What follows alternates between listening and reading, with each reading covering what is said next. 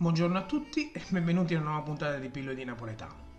Oggi parleremo di un termine molto in uso, soprattutto la domenica, quando si tratta del pranzo classico domenicale, molto fastoso e molto grande, che si fa per esempio nelle case di molti napoletani. Il termine in questione è spuzzuliare.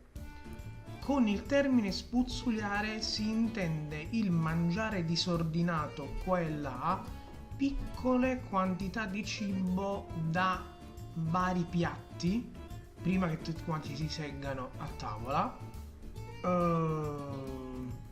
così frugalmente, una polpetta qua, un pezzo di pane lì e così via.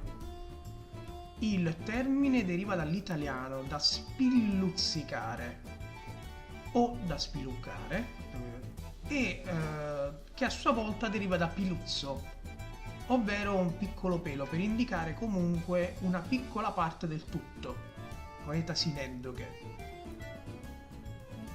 Ed è un termine classico proprio della domenica, quando si spilluzzica, quando tu ti mangi una polpetta che mamma sta friggendo, quando prendi un pezzo di pane e lo intingi nel ragù.